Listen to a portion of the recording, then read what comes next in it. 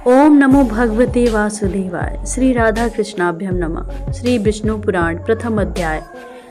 जिज्ञासु मुनियों की प्रबल इच्छा को देखते हुए सूत जी ने कथा वर्णन प्रारंभ करते हुए कहा, दैनिक शौचादि से निवृत्त होकर मैत्रेय जी ने मुनिश्रेष्ठ पराशर जी के समीप जाकर उन्हें प्रणाम करते हुए कहा, गुरुदेव, आपकी श्री चरणों में वेद वेदांग सहित भारतीय वांग्य का संपूर्ण अध्ययन करने के पश्चात मैं देखता हूँ कि मेरे प्रतिद्वंदी विद्वान भी मेरी योग्यता को सहज स्वीकार करते हैं। कृपया अब ये बताइए कि इस जगत के निमित्त एवं उपादान कौन से हैं, अर्थात ये सकल जगत पूर्व अवस्था में क्या था, कैसे इसकी उत्पत्ति हुई और अब इसमें ये किसमें विलीन होगा। संपूर्ण पर्वत देवों की सृष्टि का रहस्य क्या है, आकाश की सीमा क्या है, पृथ्वी का आधार क्या है, सूर्य का परिमाण एवं आधार क्या है, देवताओं के वंश मनुवंतर चारों युग और उनके कल्प और विभाग, प्रलय का रूप और धर्म किस प्रकार संभव हुआ, राष्ट्रियों और देवर्षियों का व्यक्तित्व क्या है, मुनि वेद व्यास द्वारा वेद की शाखाएं एवं वर्णाश्रम व्यवस्था का आधार एवं स्वरूप क्या है। मुनि पराशर ने धर्म ज्ञानी मैत्रेय से मुनि वशिष्ठ द्वारा वर्णित प्रसंग का स्मरण करने पर धन्यवाद देते हुए कहा, प्रियवर, वास्तव में तुम्हारी जिज्ञासा के समाधान के लिए पुराण संहिता स्वयं प्रमाण है।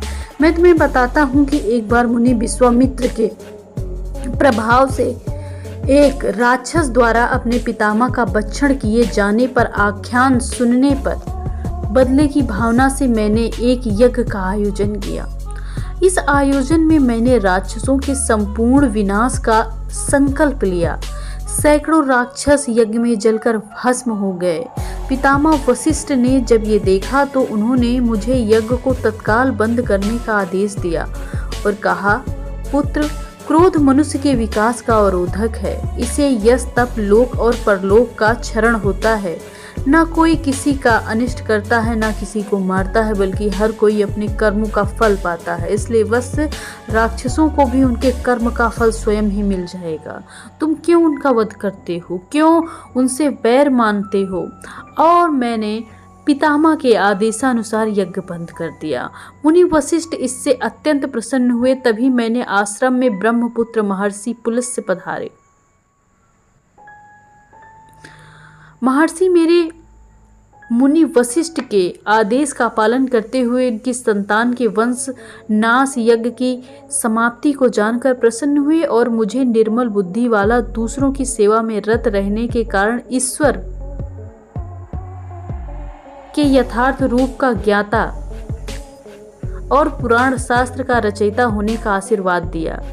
इस समय मुझे आपके द्वारा परमात्मा के रहस्य संबंधी प्रश्न पूछे जाने पर महर्षि पुलस्त्य के आशीर्वाद का स्मरण आया। तब मैं तुम्हारे प्रश्नों के समाधान हेतु पुराण संहिता सुनाता हूँ, जो तुम ध्यान पूर्वक सुनो। ये सारा संसार भगवान विष्णु द्वारा रचित है।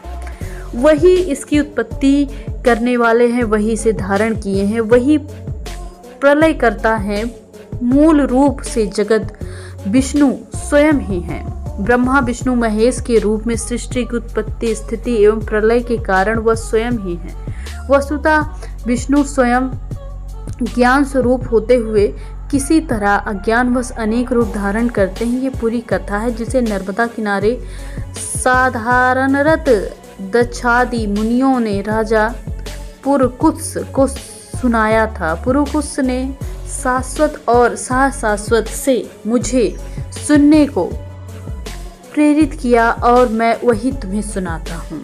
हे विप्रस्वरूप मैत्रेय जी, परम ब्रह्म विष्णु का आदि रूप पुरुष है। व्यक्ति एवं अव्यक्त रूप में प्रकृति एवं महादादि उनके अन्य रूप हैं और सब को धारण करने के कारण काल उनका परम रूप है। कारक शक्ति विशिष्ट सद असद रूप नित्य अव्यक्त कारण को ही ज्ञानी लोग प्रधान और सूक्ष्म प्रकृति कहते हैं। ये स्वयं त्रिगुण रूप जगत का कारण और सृष्टि एवं लय से रहित रहता है। ये सारा क्रियाकलाप प्रलय काल से सृष्टि के प्रारंभ तक उसी में समाहित था। वेद में इसीलिए कहा गया है कि प्रलय के समय दिन रात, आकाश, पृथ्वी, प्रकाश और अंधकार कुछ भी नहीं था। आदि रूप पुरुष ब्रह्मा के अतिरिक्त कुछ भी नहीं था।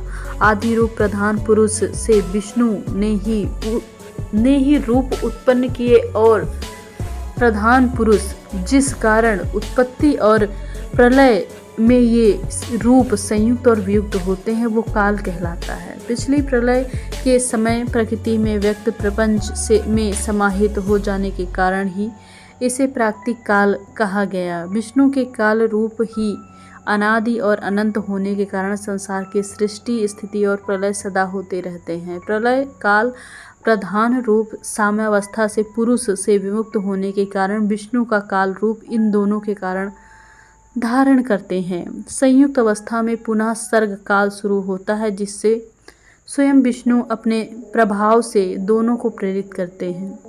इस प्रकार मूल रूप से स्वयं विष्णु ही त्रिगुण तत्व रूप में जगत की उत्पत्ति, सृष्टि एवं प्रलय के कारण हैं।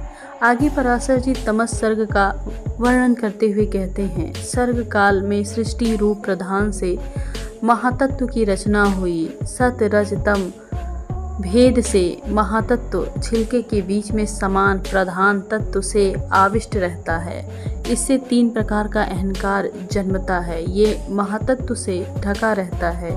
तमस यानी भूत आदि रूप अहंकार से प्रभावित होकर विकृत हो जाते हैं और सत्य के मूल सूक्ष्म रूप और शब्द गुण वाले आकाश को उत्पन्न करता है। आकाश विकृत होकर स्पर्श के मूल रूप और मूल गुण वाले तेज की रचना करता है। तेज विकृत होकर रस के सूक्ष्म रूप की, रस की तथा रस गुण वाले जल की सृष्टि करता है। जल तेज से आवृत होने पर गंध के सूक्ष्म रूप और गंध के गुण वाली पृथ्वी की सृष्टि करता है। आकाश आदि रूपों में अनेक सूक्ष्म रूप हैं। इनका सूक्ष्म रूप से सुख दुख या मोह रूप में अनुभव न हो पाने के कारण इन्हें भेद रहित की संज्ञा दी गई है। इस प्रकार रजस अहंकार ने 5 ज्ञानेंद्रियां, आँख, नाक, कान, वाणी एवं त्वचा तथा 5 कामेंद्रियां, हाथ, पैर, जिह्वा, गुदा एवं लिंग की उत्पत्ति होती है। सात्विक अहंकार से इन इंद्रियों के अधिष्ठाता 10 देव यानी 11वां मन जन्म लेता है। इन तत्वों में अनेक शक्तियां होती हैं। इनकी पूर्णता मिलने पर प्रधान तत्व की कृपा से एक अंड की रचना होती है। आव्यक्त रूप से जगत के स्वामी विष्णु स्वयं सृष्टि के कारण ब्रह्मा से उस अंड में उपस्थित होते हैं तथा रजोगुण का आश्रय लेकर संसार की रचना करते हैं। रचना के पश्चात कल्पांत समय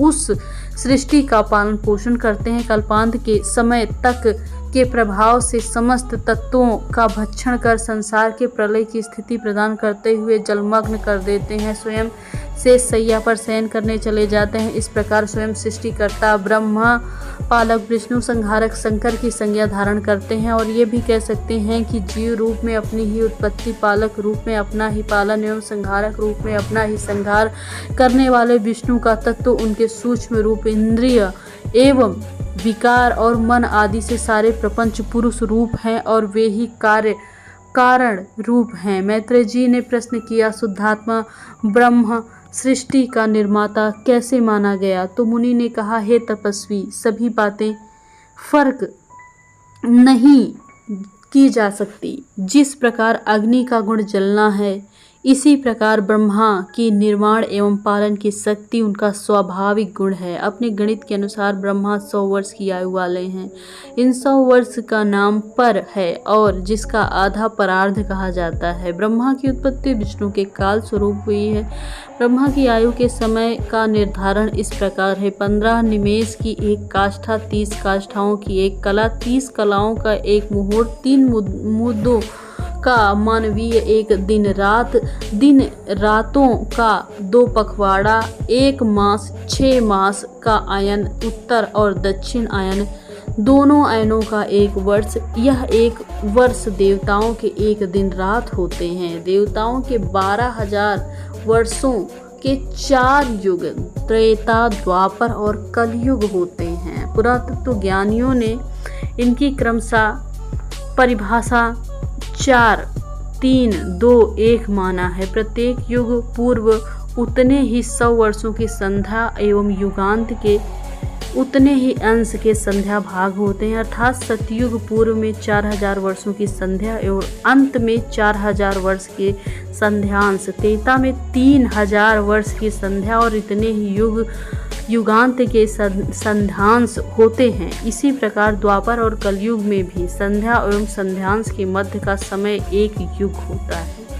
ब्रह्मा का एक दिन 1000 चतुरंग के बराबर का काल होता है। ब्रह्मा के एक दिन का विस्तार इस प्रकार है। एक दिन में 14 मनु, एक ही काल में इनकी उत्पत्ति, संहार, एक मनवंतर लगभग 71 चतुर्युग के समकक्ष होता है। ये मनवंतर ही इन मनुओं का काल कहा जाता है। इस प्रकार देवताओं के वर्ष के अनुसार एक मनवंतर में 1,52,000 वर्ष होते हैं तथा मनुष्य की गणना के अनुसार यह काल 30,67,20,000 वर्ष के लगभग होता है। इस काल का 14 गुना ब्रह्मा का दिन होता है। प्रलय के समय 3 लोकों के जलने पर उस समय यहाँ के वासी जनलोक को चले जाते हैं और नारायण विष्णु का ध्यान करते हैं।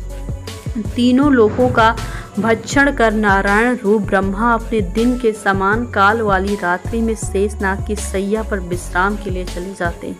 रात्रि के व्यतीत होने पर प्रातः काल को पुनः सृष्टि का संधान करते हैं। इसी गणित के द्वारा ब्रह्मा के जीवन में 1 वर्ष तथा फिर 100 वर्ष पूरे होते हैं, जो उनकी पूर्ण आयु है। ब्रह्मा जी की आयु का परार्ध व्यतीत हो चुका है, जिसके अंत में पादम नाम का महाकल्प हुआ। इस समय दूसरे अर्धक का 12 कल्प चल रहा है।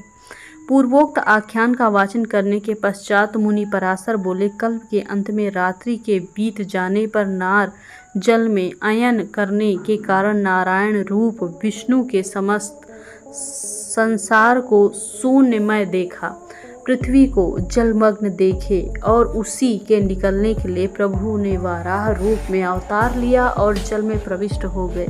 वसुंधरा के नारायण विष्णु को पाताल में आया देख अपने उद्धार के लिए प्रार्थना की। नारायण ने रसातल से पृथ्वी को ऊपर उठा लिया। उनकी रोमवली में स्थित मुनि वृंद उनकी अनेक प्रकार से स्तुति वंदना करने लगे। पृथ्वी की ओर एक नौका के समान स्थापित कर दिया। तत्पश्चात विनष्ट हुए पर्वत आदि की रचना करके उनका स्थापन एवं विभाजन किया। 7 द्वीप रचकर पुनः भूव स्व एवं मनुष्य लोक रचे। इसके पश्चात रजोगुण रूप ब्रह्मा का रूप धारण करके सृष्टि रची। ब्रह्मा की असावधानी से शुरू में सृष्टि में तमोगुणी रचना हो गई, जिससे अज्ञान, भोग, इच्छा, क्रोध, आग्रह की उत्पत्ति हुई। पुरुषार्थ साधन के लिए सर्वथा अयोग्य इस सृष्टि में विरत ब्रह्मा ने पुनः साधना एवं तिर्यक सृष्टि रची। इसमें सभी पशु पक्षी समाहित हैं, जो अज्ञानी, विवेकहीन, अहंकारी, कुमार्गी एवं विपरीत आचरण वाले हैं। इस सर्ग का उपयोग पुरुष के लिए चिंत्य रहा। तत्पश्चात ब्रह्मा जी ने सात्विक सर्ग की रचना की। इससे प्राणी विषय प्रेमी, ज्ञानवान, दिव्य पुरुष थे।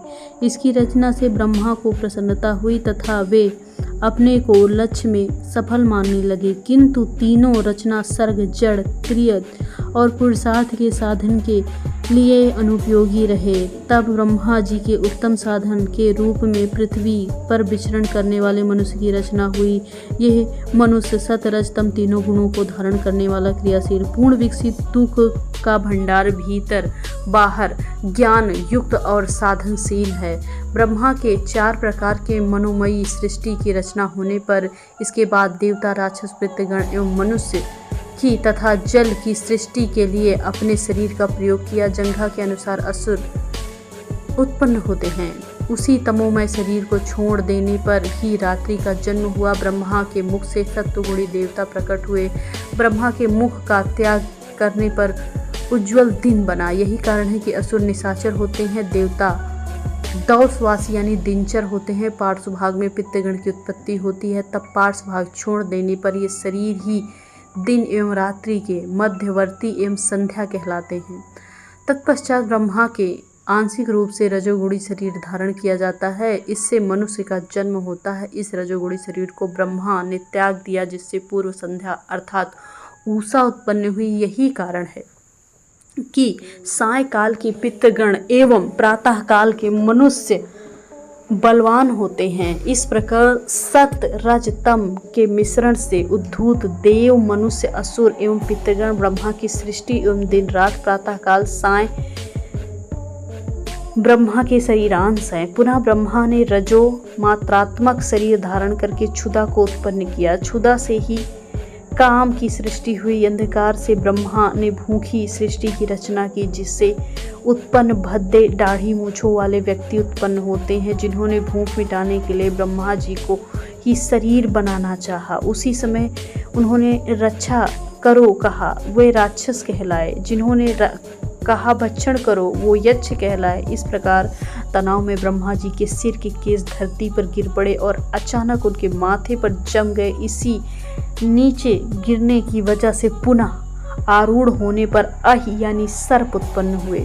अब ब्रह्मा इस दुर्वृत्ति से क्रोधित सृष्टि संरचना में संलग्न हो गए, किंतु क्रोधी मांसाहारी पीतवर्णी जीव उत्पन्न हुए, जो पिशाच कहलाए। ब्रह्मा द्वारा गायन करते हुए शरीर से वाणी का उच्चारण करते हुए गंधर्व की सृष्टि हुई। अब अपने पूर्व मुख से ब्रह्मा ने गायत्री के ऋग, त्रि, वित्र, सोम, अग्नियोष्टमादि यज्ञों की, दक्षिण मुख से यजु, त्रैष्टुप, पंचदश, स्तोम, वृहत साम तथा उक्क की रचना की। पश्चिम मुख से साम, जगती छंद, सप्तदशो स्तोम तथा अतिरात्र की। उत्तर मुख से अथर्ववेद और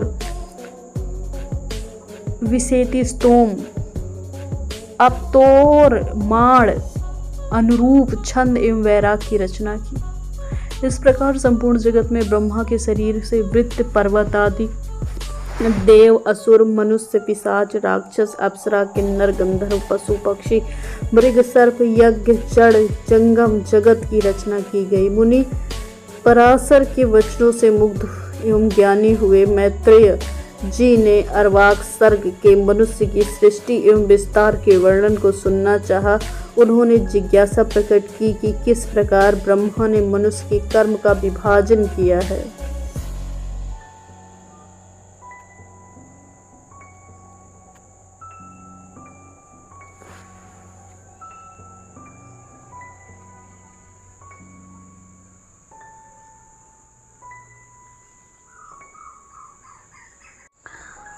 अब अपने पूर्व मुख से ब्रह्मा के गायत्री, ऋग, त्रिवित, सोम, अग्निष्टोम यज्ञों के दक्षिण मुख से यजु, त्रैष्टुप, पंचदश, स्त्रोम, वृहत साम, उक्क की रचना की। पश्चिम मुख से साम, जगती छंद, सप्तदश, स्तोम तथा अतिरात्र के। उत्तर मुख से अथर्ववेद एवं वितेस्ति स्तोम, आप्तोरमाण, अनुरूप, छंद एवं वैराग की रचना की।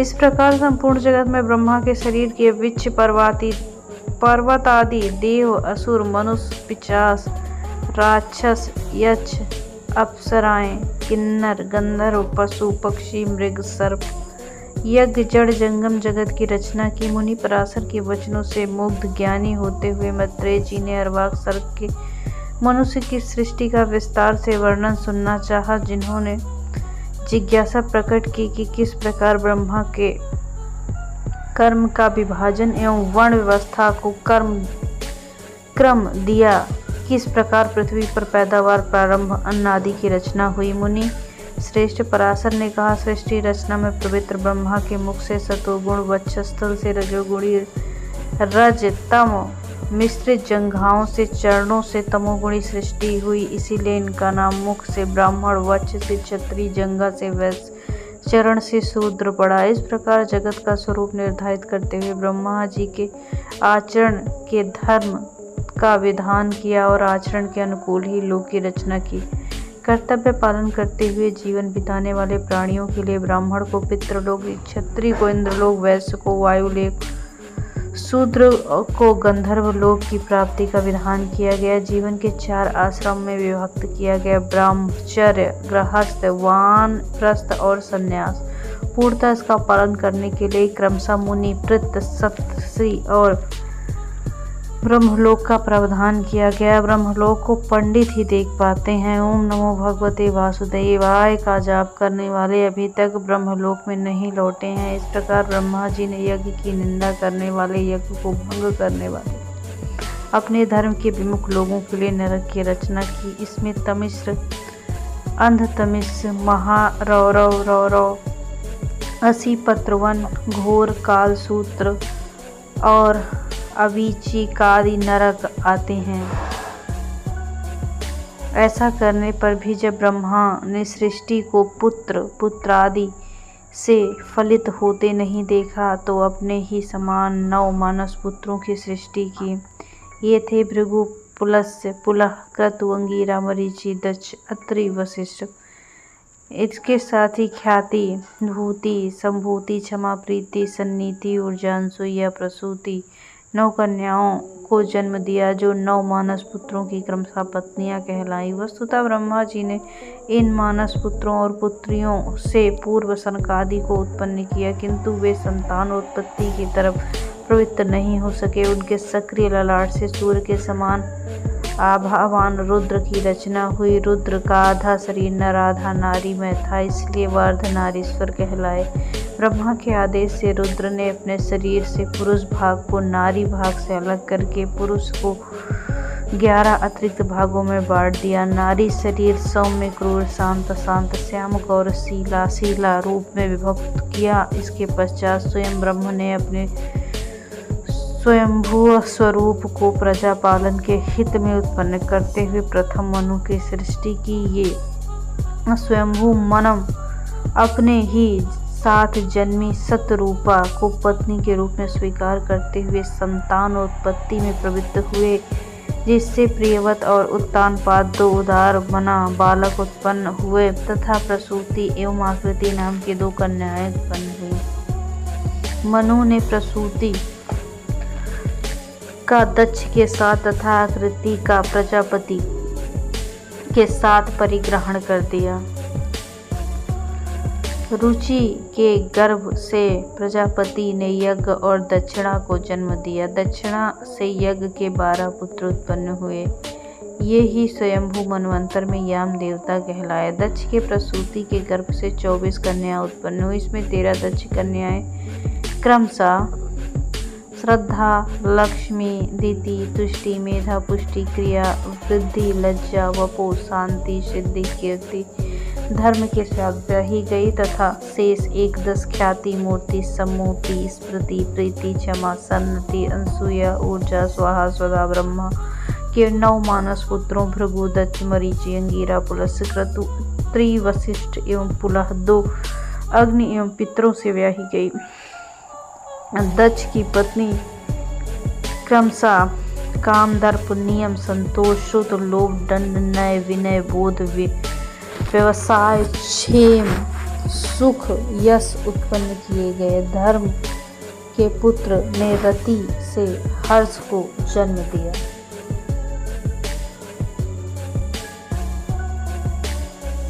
अधर्म का विवाह हिंसा से हुआ, जिससे संसर्ग अनृत नामक पुत्र एवं निकृति नामक पुत्री जन्मी। अनृत ने विकृति के गर्भ से भय एवं नरक को पैदा किया और माया एवं वेदना 2 पुत्रियों को जन्म किया। वेदना ने नरक के साथ संपर्क से दुख को जन्म दिया। माया ने भय के साथ संपर्क से मृत्यु को जन्म दिया। मृत्यु ने व्याधि, जरा, शोक, तृष्णा, क्रोध को पैदा किया।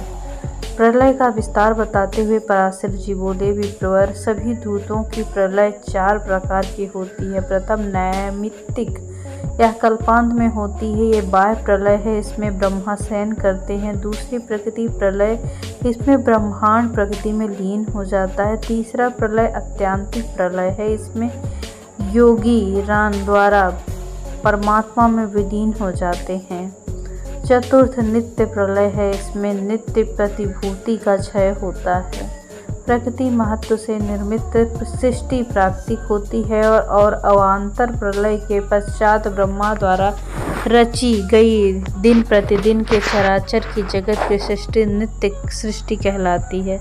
इस प्रकार प्रभु विष्णु की जगत की उत्पत्ति, पालन एवं संहार करते हैं। यही समस्त तमस सर्ग का वृत्तांत है।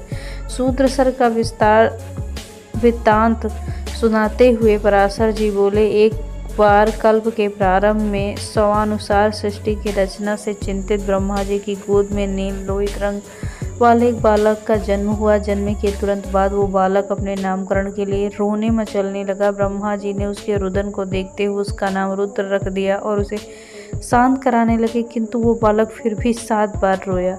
इस क्रम को देखते हुए ब्रह्मा ने अन्य 7 नाम से उसे संबोधित किया। भव, शव, ईशान, पशुपति, भीम, उग्र, महादेव। इनकी पत्नियां क्रमशः ऊषा, विकेशी, अपरा, स्वाहा, दिशा, दीक्षा और रोहिणी थी। इन 7 के क्रमशः शुक्र, लोहितांग, मनोजव, स्कंद, सर्ग, संतान, बुध के नाम से पुत्र उत्पन्न हुए। रुद्र की पत्नी का नाम सुवर्चला तथा पुत्र का नाम शनि था। भगवान शिव ने महाराज दक्ष प्रजापति के अद्वितीय पुत्र सती से विवाह किया। दक्ष ने पुत्री को अपने जमाता सहित यज्ञ में आमंत्रित नहीं किया, जिससे सती ने पिता का पर कोप प्रकट करते हुए अग्निदाह कर लिया। इन्हीं सती ने अगले जन्म में हिमालय के घर में मैना के गर्भ से जन्म लिया। उमा के रूप में पंचाग्नि तप का अनुष्ठान करके उन्हें जीत लिया, पति के रूप में प्राप्त किया। दूसरी ओर भृगु जी के यहाँ ख्याति ने धाता और विधाता पुत्र तथा लक्ष्मी कन्या ने जन्म लिया। यही लक्ष्मी विष्णुप्रिया और उनकी पत्नी बनी। मैत्रेय जी ने पराशर से कहा, प्रभु, सुना है समुद्र मंथन से रत्न के रूप में लक्ष्मी जी प्राप्त हुई, किंतु आपने उन्हें भृगु ख्याति की पुत्री कहा।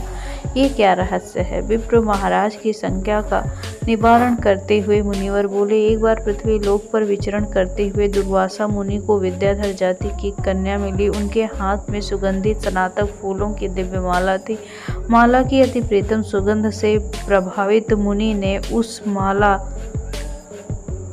वह माला उस बालिका से मांग ली। बालिका ने वो माला दुर्वासा मुनि को भेंट दी। दुर्वासा मुनि ने वो माला अपने मस्तक में डाल ली।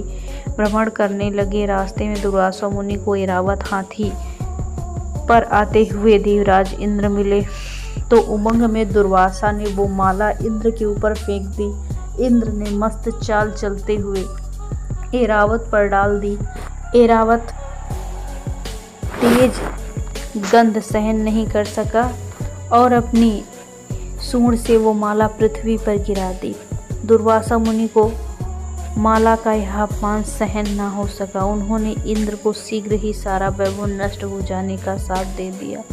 मुनि का शाप सुनकर इंद्र को अपनी भूल का बोध हुआ। वो नीचे उतरकर मुनि से शाप मुक्ति के लिए अनुनय विनय करने लगे, किंतु दुर्वासा मुनि ने इंद्र को क्षमा नहीं किया। देखते देखते स्वर्ग का समस्त वैभव श्रीहीन होने लगा। यज्ञ यागादि के बंद होने से देवता कांति विहीन होने लगे। देवताओं की इस दुर्दशा से राक्षस की बन आई। उन्होंने स्वर्ग को अपना अधिकार में रख लिया। अब देवता स्वर्ग से बाहर कर दिए गए। अपनी इस दुर्गत स्थिति में अग्निदेव के नेतृत्व में देवगण ब्रह्मा जी के शरण में गए। ब्रह्मा जी ने देवताओं की समस्या सुनी, किंतु स्वयं को किसी सहायता के लिए अक्षम जानकर उन्होंने विष्णु जी के समक्ष उन्हें ले गए। विष्णु जी के समक्ष क्षीर सागर के तट पर खड़े ब्रह्मा, इंद्र, बृहस्पति, अग्नि आदि के साथ देवताओं ने परम पद की स्तुति की। विष्णु भगवान ने प्रसन्न होकर उन्हें दर्शन दिए।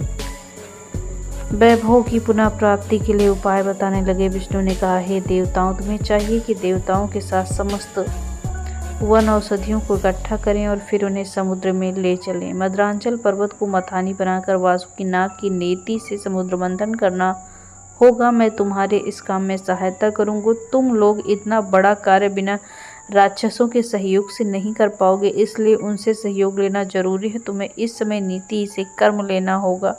तुम्हें उन्हें समान भागीदारी का विश्वास दिलाकर अपने पक्ष में करना होगा। समुद्र मंथन से निकले अमृत का पान करके तुम पुनः बलशाली हो जाओगे, दैत्यों पर विजय प्राप्त कर लोगे।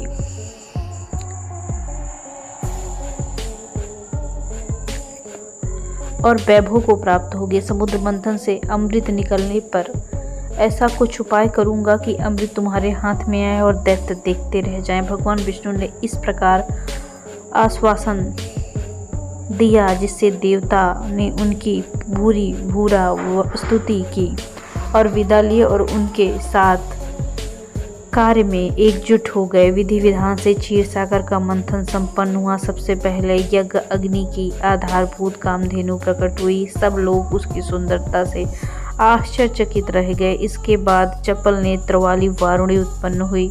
पुनः माथा जाने पर सागर से तीसरा फल कल्पवृक्ष के रूप में अवतरित हुआ, जिससे तीनों लोग सुगंधमय हो गए। इसके बाद अनित्य सौंदर्य से मंडित सिद्ध मुनियों को आकर्षित करने वाली रूपवती अप्सराएं अवतरित हुई। तत्पश्चात चंद्रमा विष अमृत कलश धारण किए धनवंतरी कमल रूपी हाथ वाली लक्ष्मी प्रकट हुई। लक्ष्मी को उदित होते देख देवता प्रसन्न मना नृत्य करने लगे, किंतु दैत्य एवं राक्षस विष्णु के विरोधी होने के कारण दुखी हो गए। वे समझ गए कि उनकी पराजय निश्चित है, अतः अपराजेय और अमर बनने के लिए उन्हें शीघ्र धन्वंतरी के हाथ से कलश छीनना होगा।